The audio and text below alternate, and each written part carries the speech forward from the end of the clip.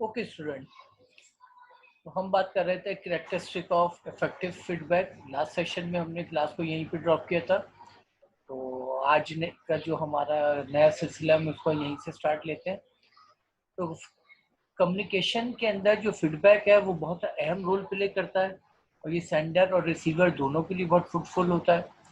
इससे सेंडर को कम्युनिकेशन में इम्प्रूवमेंट की अपॉर्चुनिटी मिलती है और रिसीवर की अंडरस्टैंडिंग में इजाफा होता है। तो इस फीडबैक की कुछ करेक्टरिस्टिक्स हैं। उसमें सबसे पहले है स्पेसिफिक, कि फीडबैक को हमेशा स्पेसिफिक होना चाहिए, इसमें कोई बहुत मिक्सअप या वैरायटी नहीं होनी चाहिए। Second, timely. फीडबैक जो है वो हर फीडबैक का एक पर्टिकुलर टाइम फ्रेम होता है।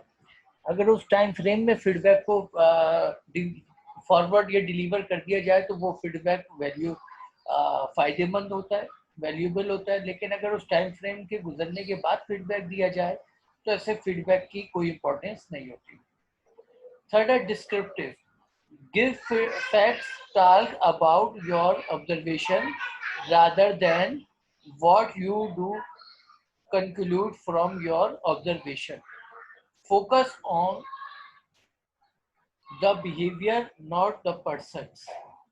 तो आपका जो फीडबैक है वो जो है फैक्ट्स पे वो भी होना चाहिए, डिस्क्रिप्टिव होना चाहिए, उसके अंदर ऑब्जर्वेशन शामिल होनी चाहिए और आपके फीडबैक जो है बिहेवियर पे होना चाहिए, किसी आपका जो फोकस किसी पर्सन पे नहीं होना चाहिए। यानी दूसरे लफ्जों में फीडबैक जो है अनबाइस होना चाहिए। Fourth, sensitive, when emotion run high allow a cooling of period before talking. Feedback जो है ये सेंसिटिव भी होता है, इसके अंदर इसकी खास कैरेक्टरिस्टिक होती है कि सेंसिटिव हो सकता है, इसके अंदर इमोशन शामिल हो सकते हैं।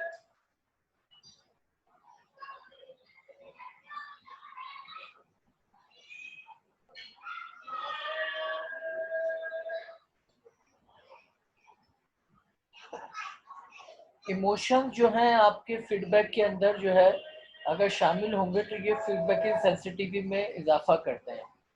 लास्ट हमारे पास helpful, when feedback is negative explore alternative for improvement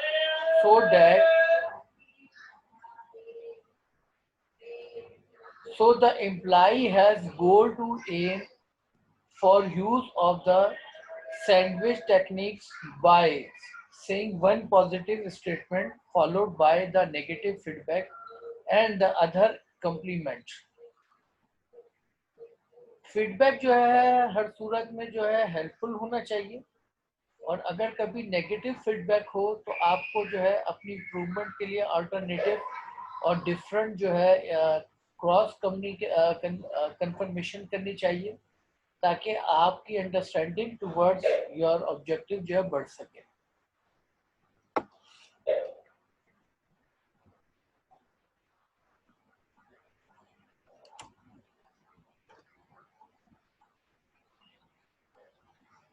Feedback is crucial for effective communication.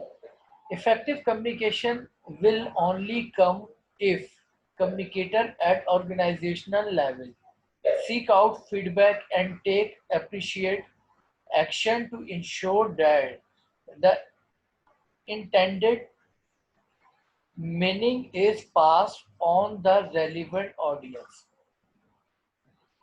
Communication की इफेक्टिवनेस का दारोमदार होता है हमारे ऑर्गेनाइजेशन के हर लेवल पे आने वाले फीडबैक के, और ये जो फीडबैक है ये अप्रोप्रिएट होने चाहिए, एक्शन ओरिएंटेड होने चाहिए और इन फीडबैक के ऊपर इम्प्लीमेंट होना चाहिए।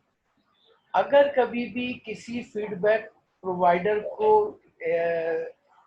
अंडरस्टैंडिंग ये बन जाए कि उसकी फीडबैक को कोई रिस्पॉन्स नहीं है तो ऐसे में लोग फीडबैक शेयर करना छोड़ देते हैं और ये ऑर्गेनाइजेशन के लिए बड़ा हार्मफुल होता है टुवर्ड्स इट्स परफॉर्मेंस। अब हम कम्युनिकेशन के जो सेक्शन की तरफ जा रहे हैं वो है एक्टिव लिसनिंग। कम्युनिकेशन की जो हम बुनियादी तौर पर डायमेंशन है उसमें एक है स्पीकिंग, एक है राइटिंग, एक है लिसनिंग। और आज जो हम सेक्शन शुरू करने जा रहे हैं वो है active listening, second phase of communication. और कम्युनिकेशन के अंदर ये बड़ा इंपॉर्टेंट होता है क्योंकि एक इंसान अपना most of the time while listening consume करता है एज कम्पेयर टू स्पीकिंग। और लिसनिंग इंसान के लिए बड़ी अहम होती है। अगर इंसान की लिसनिंग एक्टिव और इफेक्टिव हो जाए तो ऐसे में इंडिविजुअल की लर्निंग बढ़ती है, और लर्निंग बढ़ने से उसकी कॉम्पिटेंसीज में इजाफा होता है। और अगर लिसनिंग वीक हो तो लर्निंग वीक होती है, और लर्निंग वीक होने से by the spending of time वो अपनी कॉम्पिटेंसी में इजाफा नहीं कर पाता। तो कम्युनिकेशन के अंदर सबसे अहम एक फैक्टर है कि how to improve our listening. हम अपनी लिसनिंग को कैसे एक्टिव कर सकते हैं, कैसे इफेक्टिव बना सकते हैं।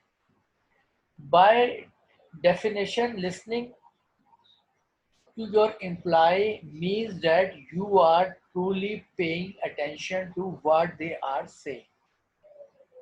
अगर हम डेफिनेशन की बात करें तो लिसनिंग मीन्स कि जब आप अपने एम्प्लॉयज़ की तरफ अटेंशन देते हैं, आप अपने एम्प्लॉयज़ की तरफ फोकस करते हैं और ये जानने की कोशिश करते हैं कि वो क्या बोलना चाहते हैं, क्या शेयर करना चाहते हैं, वो क्या कहना चाहते हैं, तो ये आपका जो है रीज़न बनता है एक्टिव लिसनिंग का। It is not a passive process in which you note and raise an occasional eyebrow. Rather than listening is an active, involved process in which you use several specific strategies to be absolutely certain that the message you are receiving is the one your employee are sending. Listening के दरमियान अगर आप active listener बनना चाहते हैं तो आपने जो उसका प्रोसेस को इन्वॉल्व करना है, उसके अंदर जो है आपने स्ट्रेटजीज इस्तेमाल करनी है। वो strategies absolutely certain that the message you are receiving is one of your employ are sending. कि आपने उसमें फोकस ही करना होता है कि जो ये मैसेज या जो कोई रिप्लाई, ये जो फीडबैक आ रहा है, ये आपका कोई एक एम्प्लॉइज है जो आपको फीडबैक फराहम कर रहा है।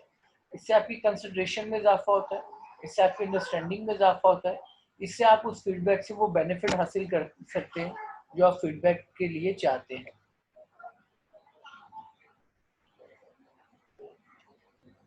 What is active listening? Good communication is two-way street, a process of give and take between individuals. एक अच्छी कम्युनिकेशन वो होती है जो वन वे नहीं, टू वे प्रोसेस होती है, और इसमें एक तरफ मैसेज जा रहा होता है और दूसरी तरफ से फीडबैक आ रहा होता है। तो एक अच्छा कम्युनिकेटर वो नहीं होता जो खाली मैसेज को डिलीवर करने में परफेक्ट हो। एक अच्छा कम्युनिकेटर वो होता है जो मैसेज को डिलीवर करने के साथ साथ फीडबैक को रिसीव करने में भी परफेक्ट हो, और फीडबैक को एक्सेप्ट करने में परफेक्ट हो, फीडबैक को अंडरस्टैंड करने में परफेक्ट हो। इसीलिए इसको टू वे प्रोसेस कहा जाता है। तो ये जो टू वे प्रोसेस है, इसके बगैर कभी भी आप कम्युनिकेशन में कामयाब नहीं हो सकते।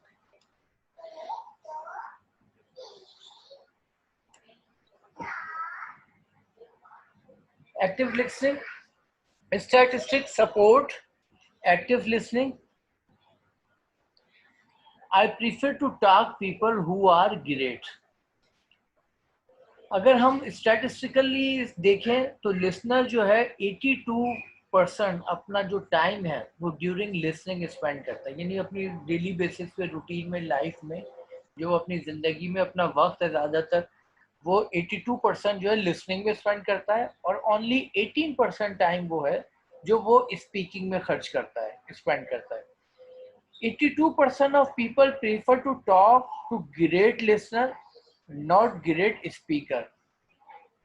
82% जो पीपल होते हैं वो प्रीफर करते हैं गुफ्तगू करना, कम्युनिकेशन करना एक गुड लिसनर से, नॉट स्पीकर से। I prefer to talk to people who are great. लोग जो है ज़्यादा सेटिस्फेक्शन फील करते हैं स्पीकिंग में एज कम्पेयर टू लिसनिंग में, क्योंकि लिसनिंग में पेशेंस चाहिए होता है। लेकिन आपकी लर्निंग का दारोमदार आपकी स्पीकिंग पे नहीं, आपकी लिसनिंग पर होता है।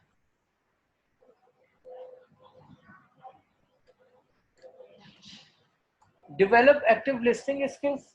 There are the number of situations when you need to select good information from others. This situation include interviewing candidate. यहाँ पे बहुत सारी ऐसी सर्कमस्टेंसेस और कंडीशन हैं जहाँ पर आपको इंफॉर्मेशन जो है शामिल करनी होती है या इंफॉर्मेशन हासिल करनी होती है, और वो मुख्तलिफ डायमेंशन में जो सबसे अहम कंडीशन है वो है इंटरव्यूइंग कैंडिडेट। जब भी कोई कैंडिडेट किसी ऑर्गेनाइजेशन को ज्वाइन करता है तो वो एक स्पेसिफिक एचआर के प्रोसेस से गुजरता है, और उस एचआर के प्रोसेस में जो है सिलेक्शन टूल्स इस्तेमाल होते हैं, और उन सिलेक्शन टूल में जो सबसे इम्पोर्टेंट या अहम टूल है वो है इंटरव्यू। तो जब कैंडिडेट का इंटरव्यू होता है तो जो इंटरव्यूअर होता है वो इंटरव्यू से की जो आंसर है उनको लिसन करता है।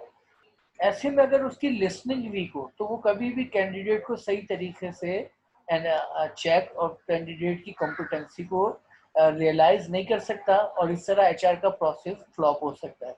तो इंटरव्यूइंग कैंडिडेट के इंटरव्यू के दौरान भी आपकी लिसनिंग का एक्टिव होना बहुत जरूरी है।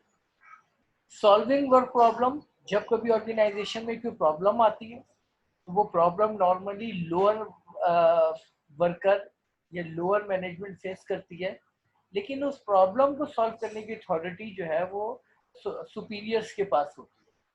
अब प्रॉब्लम फेस कर रहा है कोई और डिसीजन मेकिंग करनी ही किसी और को। ऐसे में जो प्रॉब्लम को नरेट कर रहा है, प्रॉब्लम को इलस्ट्रेट कर रहा है, प्रॉब्लम को बयान कर रहा है, अगर डिसीजन मेकर उसकी प्रॉब्लम को सही तरीके से लिसन नहीं करेगा तो वो सही तरीके से अंडरस्टैंड नहीं कर सकेगा, और नतीजा ये होगा कि प्रॉब्लम की जो डिसीजन मेकिंग है वो फ्लॉप हो जाएगी और ऑर्गेनाइजेशन अपनी प्रॉब्लम को खत्म नहीं कर सकेगी। थर्ड है seeking to help an employ on work performance. और जब कभी आप किसी एम्प्लॉय को सर्च कर रहे होते हैं किसी वर्क परफॉर्मेंस के लिए, तो भी आपकी जो लिसनिंग एक्टिव होनी चाहिए। On the basis of active listening आप सही एम्प्लॉय को वर्क परफॉर्मेंस के लिए सर्च कर सकते हैं। Finding out reason for performance discrepancies, आपको जो है वो रीजन परफॉर्मेंस के जो है वो फाइंड करने पड़ते हैं जो कि ड्यूरिंग द वर्क जो है डिस्क्रिपेंसीज क्रिएट करते हैं और जिसकी बुनियाद पे आपकी परफॉर्मेंस रिड्यूस होती है। इसके लिए भी आपको एक्टिव लिसनिंग का सहारा लेना पड़ता है।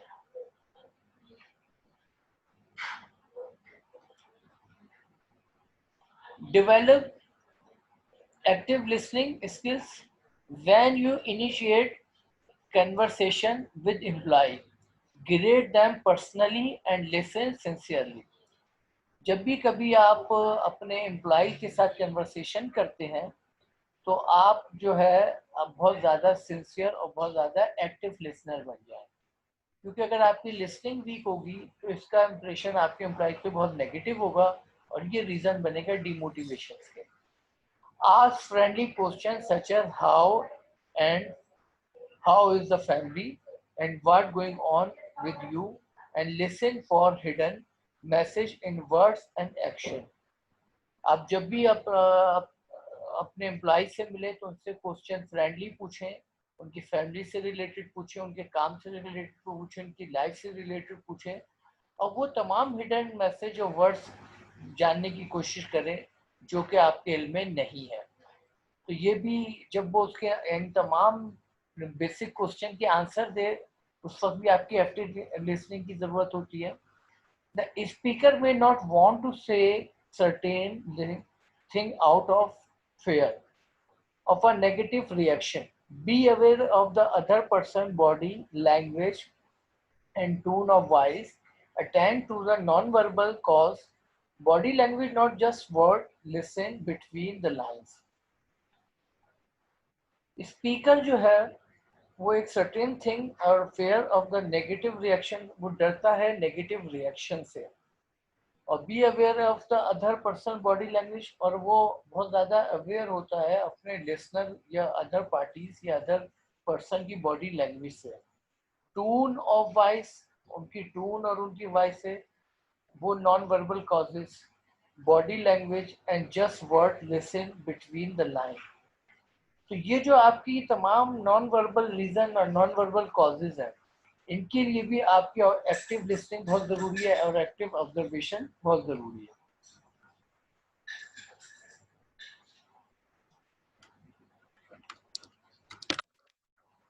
Developing active listening skills. Look at the person, listen openly and with empathy. आप अगर एक्टिव लिसनर बनना चाहते हैं तो आपको जो है ऐसे लोगों की तरफ रुजू करना चाहिए जो ओपनली आपके साथ नेगोशिएट कर सकें, कम्युनिकेट कर सकें। State your position openly, be specific not global.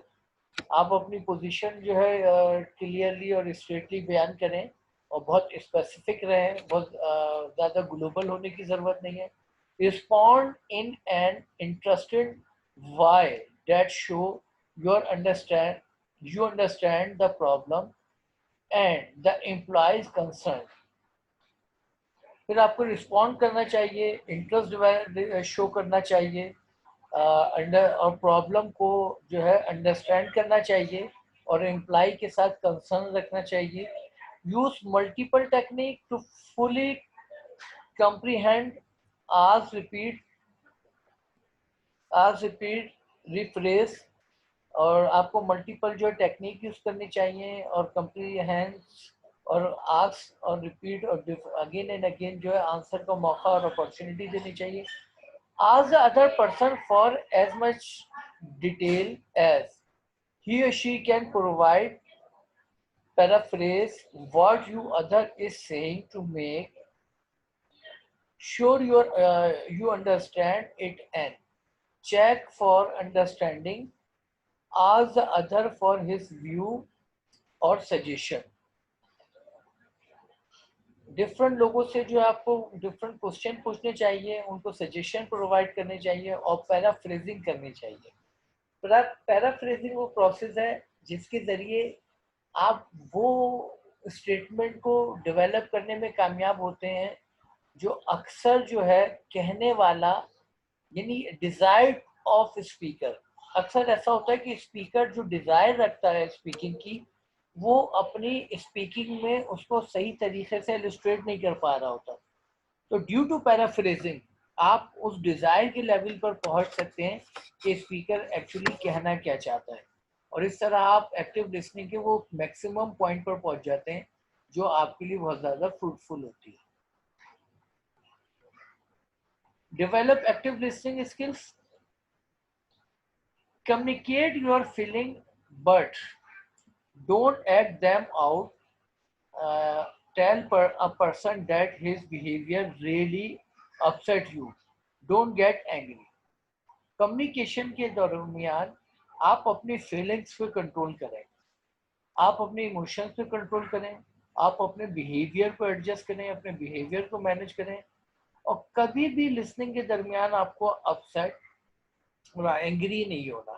अगर आप अपसेट और एंग्री होंगे तो ये दोनों एलिमेंट आपकी लिसनिंग को किल कर देंगे और आपका जो कनेक्शन टुवर्ड्स स्पीकर है वो डिसकंटिन्यू हो जाएगा। जज the content not the messenger, और डिलीवर कंप्रीहेंड बिफोर यू जज। ज़्यादातर जो जनरली पब्लिक के अंदर एक बहुत बड़ी वीकनेस होती है कि वो कंटेंट से ज़्यादा स्पीकर को फोकस कर रहे होते हैं। वो ये नहीं देखते कि क्या कह रहा है, वो ये देखते हैं कि कौन कह रहा है। और जब इस तरह की वो एजम्पशंस होती हैं तो ऐसे में हमेशा हम जो है लिसनिंग को अपनी वीक रखते हैं। क्यों? क्योंकि हमारा एक प्री डिटरमाइंड क्राइटेरिया होता है कि कोई अच्छी बात या कोई ख़ास बात कोई ख़ास ही पर्सन कर सकता है, हर कोई कर नहीं सकता। तो ये जो है कभी नहीं देखना चाहिए कि कौन कह रहा है, ये देखना चाहिए कि क्या कह रहा है।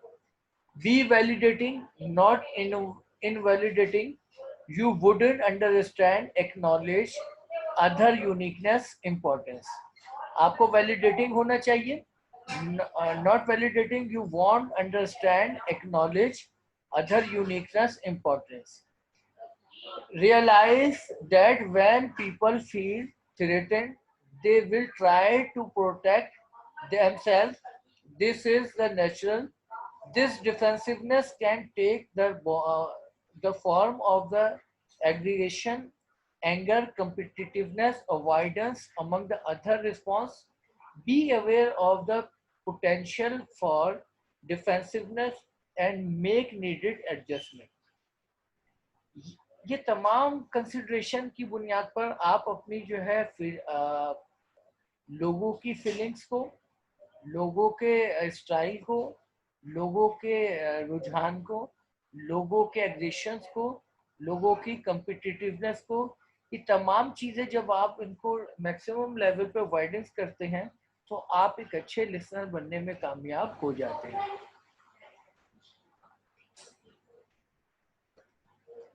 Developing active listening skill. Be descriptive, not evaluative. Describe objectively your reaction, consequences. आपको जो है हमेशा डिस्क्रिप्टिव रहना चाहिए और आपने कभी जो है इवेल्युएटिव नहीं होना चाहिए और आपको डिस्क्राइब करना चाहिए objectively your reaction and consequences. यानी आपकी लिसनिंग के पीछे अगर ऑब्जेक्टिव नहीं होंगे और वो आप ऑब्जेक्टिव अंडरस्टैंड नहीं करेंगे तो आप कभी भी अपनी लिसनिंग को इनहेंस नहीं कर सकते. Be conjunctive, not descriptive. I want to discuss this regardless of what you want to discuss. यानी अक्सर लोग प्री अजम्पशंस लेकर बैठे होते हैं और वो स्पीकर के स्पीकिंग से ज़्यादा अपनी प्रीफरेंस और अपनी प्रियोरिटी को फोकस करते हैं. ये भी लिसनिंग को वीक करती है. Don't totally control conversation, acknowledge what was said. कभी भी जो है आपको कन्वर्सेशन एक्नॉलेज और जो कहा गया है उसे टोटली जो है कंट्रोल नहीं करना चाहिए. Own up, see I not, they not, they have heard, you are non cooperative. ये जो नेगेटिव इमेज डेवलप होता है ये भी आपकी जो है लिसनिंग को वीक करता है. Don't react to emotional words but interpret their purpose. कभी भी किसी स्पीकर के इमोशनल वर्ड पर फौरन रिएक्शन नहीं देना चाहिए बल्कि उस पर्पस को समझना चाहिए कि वो यूज करने का मकसद क्या है. Practice supportive listening, not one way listening. आपको जो है हमेशा सपोर्टिव लिसनिंग रखनी चाहिए विद स्पीकर और कभी भी अपने बहुत ज़्यादा हाई स्टैंडर्ड और हाई क्राइटेरिया नहीं रखना चाहिए. Decide on specific follow up action and specific follow up dates. आपने जो डिसाइड करने चाहिए स्पेसिफिक फॉलो एक्शन, जो आपको एक्शन फॉलो करने ड्यूरिंग द लिसनिंग, और स्पेसिफिक फॉलो अपडेट्स, और स्पेसिफिकली जो है आपको अपडेट्स रखना चाहिए.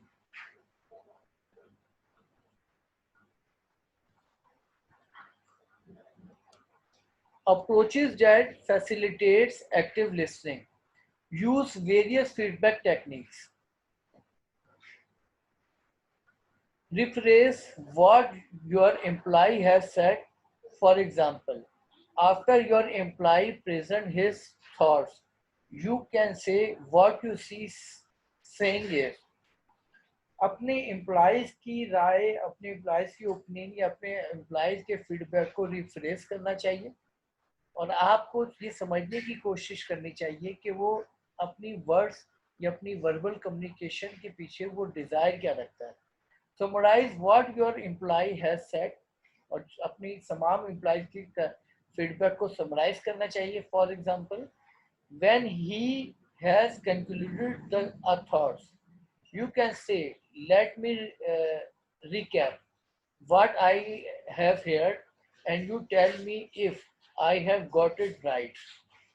ये वो कंफर्मेशन प्रोसेस होता है जिसमें एक एक्टिव लिसनर अपने स्पीकर को अपॉर्चुनिटी देता है अगेन एक्सप्लेनेशन की, ताकि वो अपनी तमाम कन्वर्सेशन को एक कंसाइज फॉर्म में कंक्लूड करे और फिर ये श्योरिटी हो कि जो वो कहना चाह रहा था वो रिसीवर ने अंडरस्टैंड कर लिया या नहीं. Interject question in supportive and constructive tone whenever your implies point are unclear to you, such as, I am not certain what you mean, can you clarify that for me. आपको जो है different question के जरिए supportive constructive और help लेनी चाहिए जब कभी आपको उसकी ज़रूरत हो, और उसकी बुनियाद पर आप अपनी लिसनिंग की क्वालिटी में मज़ीद इजाफा कर सकते हैं।